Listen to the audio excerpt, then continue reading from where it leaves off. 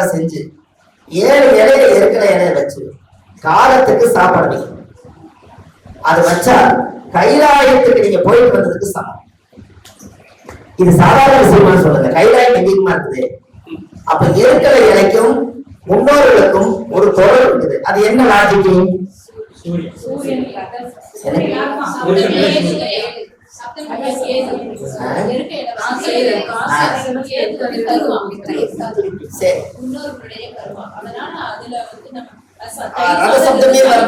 ரதசப்தமே வரும்போது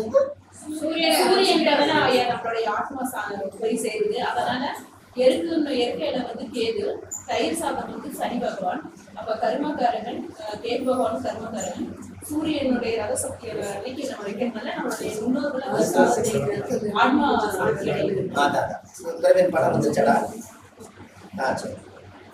அதாவது அதுதான் சொல்ல வரேன். சப்தமி ரத சப்தமி 7 ஜென்ம பாவம். எப்படி 7 ஜென்ம பாவம்? நல்லா பாருங்க. அந்த காலத்துல நீங்க நல்லா யோசிச்சு பாருங்க. குதிரைகளை எப்படி தேர் ஓட்டுவாங்க இல்லைங்களா? சூரியனுடைய தேர். அதுல எத்தனை குதிரை இருக்குங்க? 7 குதிரை இருக்குது. கரெக்டுங்களா? சூரியனுடைய தானியம் எது? அப்ப இருக்கிறதுலயே ரொம்ப சத்துள்ளாத பொருள், சத்துள்ள பொருளை தான் சூரியன் எடுத்துக்கிட்டார். சுகரும் கண்ட்ரோல் ஆகுது. இவங்களுக்கு எல்லாத்துக்கும் ஒரு பிரச்சனை, இவங்களுக்கு ஒரு பிரச்சனை. சுகரும் கண்ட்ரோல் ஆகுது. சுகருக்கு நான் ஒண்ணு சொல்றேன். நூல் கோஸ் பாத்திருக்கீங்களா?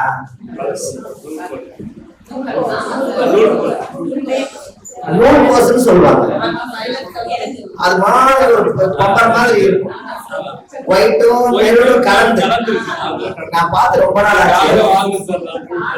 அந்த நூல் கோஸ் பொரியல் செஞ்சு சாப்பிடுங்க. சுகர் சுத்தமா வருது. நீங்க இதுல பரிகாரம் எடுத்துக்கிறாங்களா?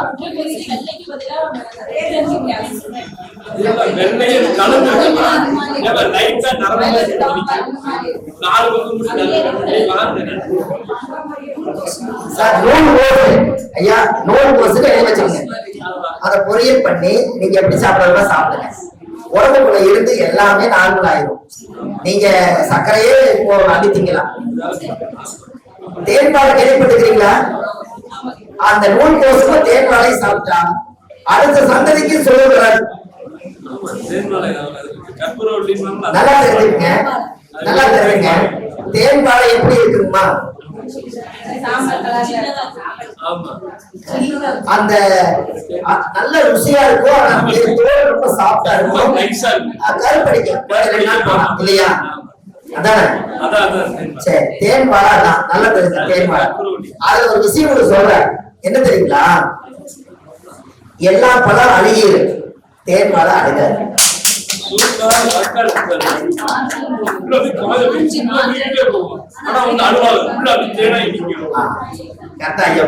அப்போ சுகர் வந்தா கால அழுகி போகாது, தேன்பாலை அழுகி போகாது. சாப்பிடுங்க.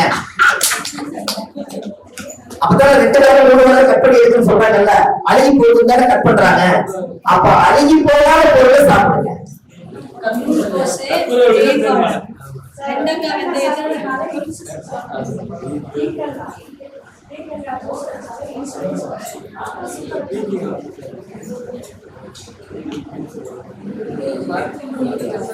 உங்களுக்கு இந்த மருந்து பரிகாரம் ஐயா அம்மா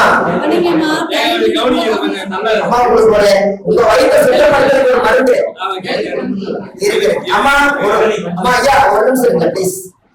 சார் ஒரு டைம் போயிட்டே இருக்கிறதுனால உங்க வயிற்றுக்குள்ள மருந்து இருந்தா சுத்தமாகறதுக்கு ஒரு பரிகாரம் வேணுமா?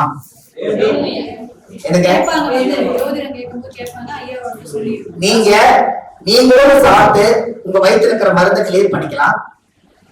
வர்றவங்களுக்கு நீங்க மருந்தை கிளியர் பண்ணிக்கலாம். அந்த மருந்தை எழுதி வச்சுங்க. இது புண்ணியம். இது சொல்ற புண்ணியம். ஏன்னா வயிற்றுல எனக்கு முடி முளைச்சிருக்குதுங்க, எனக்கு இங்க முறைக்குது, விடிய விடிய என்னால தூங்க முடியல, அலறுது, எத்தனையோ பிரச்சனைகள். பாவம், மக்கள் கஷ்டப்படுறாங்க. அதுக்கு ஒரு காரணம், வயிற்றுக்குள்ள யாராவது வீட்டுல போய் நீங்க சாப்பிட்டு செய்வன மாதிரி ஏதாவது மருந்து வச்சிருந்தா, அந்த மருந்து முடி முளைச்சிருந்தா, அந்த மருந்து நம்ம உடம்புக்கு வெளியில வரலைன்னா விளாம்பழமும் பனங்கருப்பட்டியும் ஒரே நாள் உட்கார்ந்து ஒருத்தரே சாப்பிடணும். எப்படி? விளாம்பழம் பனங்கருப்பட்டி சேர்த்தி உட்கார்ந்து கிழக்கு முகமா சூரிய நமஸ்காரம் பண்ணி என் உடம்புக்குள்ள எந்த தீய சக்தி இருந்தாலும் இந்த பழத்தால நிவர்த்தி ஆயிரும் சொல்லி அந்த விளாம்பழத்தை ஃபுல்லா சாப்பிடுங்க. அது கொஞ்சம் ஒரு மாதிரி இருக்கிறதுனால பனங்கருப்பட்டி அதுல உள்ள அட்டாச் பண்ணிக்கங்க. பனங்கருப்பட்டியை சாப்பிட்டு ஒரு 1/2 டம்ளர் தண்ணி கொடுத்துட்டு யூரின் வந்து ஒரு 1 மணி நேரம் போகாம இருங்க. ஏன்? அது இருக்கணும் வயிற்றுக்குள்ள இருந்துதான் அது கிளியர் ஆகும். அதுக்கப்புறம் மோஷன்ல போயிடும். இது வந்து ஒரு பழம் மோசம் பனங்கருப்பட்டி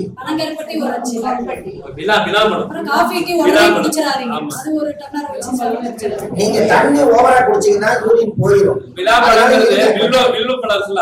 அது மாதிரி விளாம்பழம் குழந்தை பாக்கியம் இல்லாதவங்களுக்கு கொடுப்பாங்க. விளாம்பழம் சீசன் இல்ல, அதான் அந்த மாதிரி கிடைக்காத ஒரு மரியாதை உண்டு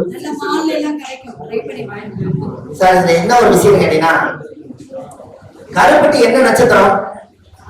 வெரி குட், அனுசம் பனையல. விருச்சிகம் என்பது மோசமா மோசமிடமா? அது விழாமலங்கிறத சாப்பிட்டு அனுசங்கிற கருப்பட்டி சாப்பிட்டா எல்லாம் உடம்புல இருந்து மேசம் தலையில சாப்பிட்டது வாய் வழியா மோசம் வழியா வந்துடும். அது மேசத்துக்கு விருச்சிகத்துக்கு ஒரு தொடர்பு இருக்கு. சாப்பிடுங்க. சரி,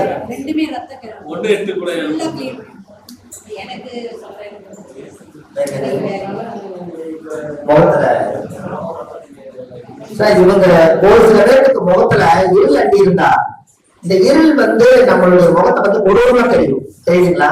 நம்ம முகம் வந்து கொடூரமா தெரியும். நம்ம அழகா இருக்கிறது இல்லாம ஒரு இருள் மாதிரி இருக்கும். பாத்துருக்கீங்களா?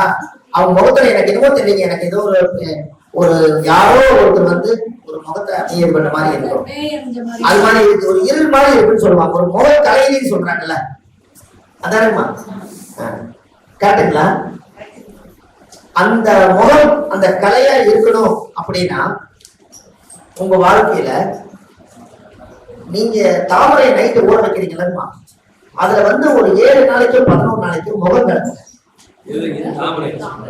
ஆமா, ஆனா தாமரைய ஒவ்வொரு இதெல்லாம் பொறுமையா பார்த்து அதை விரிக்கும்.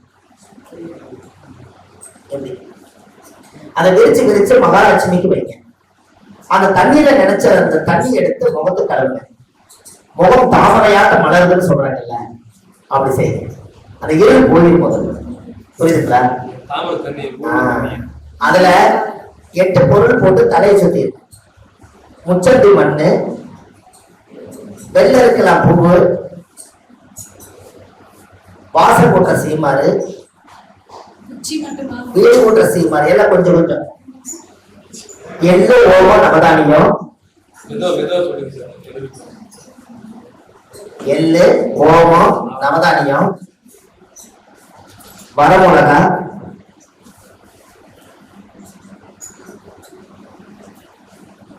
வெண்கடுகு. அம்மா எழுதிட்டீங்களா? கேட்பீங்க, எனக்கு தெரியும். அதனாலதான் சீக்கிரம் முடிச்சேன். மறுபடியும் வரும்போது காட்டாயிரு. அம்மா எள்ளு ஓமம் நவதானியம், வரமிளகா, முச்சட்டி மண்ணு, கல்லுப்பு ஒண்ணு சேர்த்துக்கணும், வாச போட்ட சீமாறு, வீடு போட்ட சீமாறு, அப்புறம் வேற என்ன ஒன்று போச்சு, வெள்ளை கிளம்பு, அதான் எல்லாமே சேர்த்துங்க. எல்லாம் ஒரு படியில அரிசி அளக்கிற படியில போட்டு கிழக்கு முகமா உட்கார்ந்து அஷ்டத்துக்கும் 8 தடவை தலை சுத்தி வீட்டுக்குள்ளேயே நியூஸ் பேப்பரை வச்சு புழுவை எரிச்சு அதோட அந்த தோசை போயிடும். படப்பட போயிடும். வெளியே வச்சுக்கோ பண்ணு, உங்களுக்கு எதாவது அந்த பண்ண வச்சுப்பாங்க.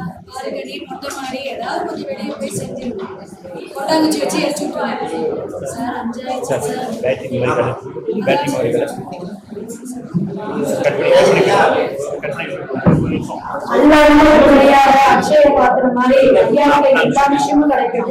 மருத்துவ சோதனம் கிடைக்கும், தாந்திரிகம் கிடைக்கும், எல்லாமே கிடைச்சிட்டே இருக்கு. ஆனா நமக்கு நேரமும் சத்த மாட்டேங்குது. 5 மணி ஆயிடுச்சு. மணி போன தெரிஞ்சுச்சா? மத்தியானம் தூக்கம் வந்துச்சா?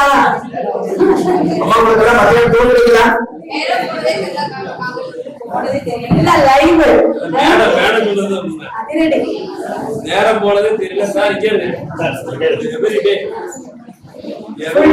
எவ்ரிடே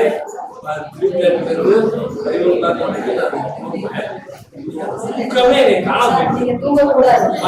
உடம்பு முடியல பெருசா இல்ல இல்ல, தூக்கம் பாருங்க. நான் நைட் படுக்கிறது காலை எடுத்து பார்த்தேன். 1:30 மணி 1 மணிக்கு தான் தூங்குவேன். காலைல 5:30 அதான் மத்தியானம் அடுப்புக்காக நீங்க 9 மணிக்கு தூங்கி காலைல 6 மணிக்கு பையனுக்கு நீங்க சாப்பிடுறது. சரி, அனைவருக்கும் நமஸ்காரம். ஐயா வந்து ஒரு 5 நிமிஷத்துல முடிச்சுக்குவாரு. அடுத்தது சர்டிபிகேட் வந்து ஐயா கையில வாங்கிக்கலாம். அடுத்த விஷயம் உங்களோட ஜாதகங்கள் கொடுத்துருக்காங்க. ஆசீர்வாதம் பண்ணி அவரோட பேர் கொடுத்து நமஸ்காரம் பண்ணிட்டு வாங்கிக்கங்க. அப்புறம் எல்லாமே நின்று அவர் வந்து ஒவ்வொரு பாடல்களும் ஒரு இது சொல்லுவாரு. அது எல்லாருமே சொல்லி நம்மளுடைய கருமாவை இந்த ஓம் சக்தி மன்றத்திலேயே எல்லா கருமாவையும் நீக்கி விட்டு பஸ் ஏறலாம். கவலைப்படாதீங்க. ஒரு 10 நிமிஷம் முன்ன பின்ன ஆனாலும் நமக்கு வந்து இது எவ்வளவு பொக்கிஷன் முடியும் போது உங்களுக்கு தெரியும். அவ்வளவு ஒரு அற்புதமா இருக்கும். கொஞ்சம் பொறுமையா இருங்க. சரிங்களா? தேங்க்யூ. 6:30 ஆனாலும் கொஞ்சம் வெயிட் பண்ணுங்க.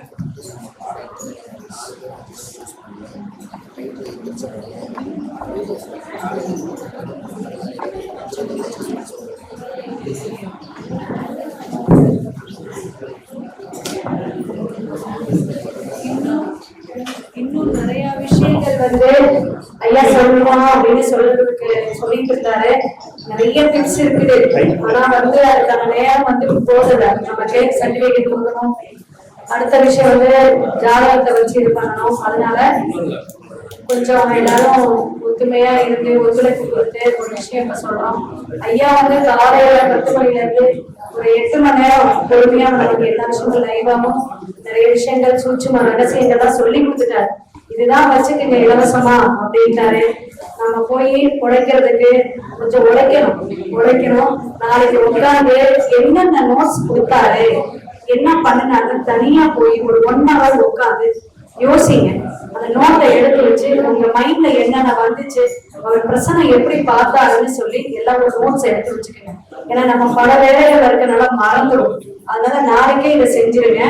இதை செஞ்சுட்டு நீங்க மேற்கொண்டு ஏதாவது சந்தேகம் இருந்தா அடுத்த வகுப்பு திருச்சி மதுரையில வந்து செல்வகுமார் வந்து ஏற்பாடு பண்ணிருக்காங்க. அதனால இது மாதிரி விஷயங்கள்லாம் வந்து ஒவ்வொரு மாவட்டத்திலையும் இருக்கிற எந்த டிபார்ட்மெண்ட்ஸ் எல்லாம் பொறுப்பேற்றுங்க. நான் வர தயார். நீங்க வர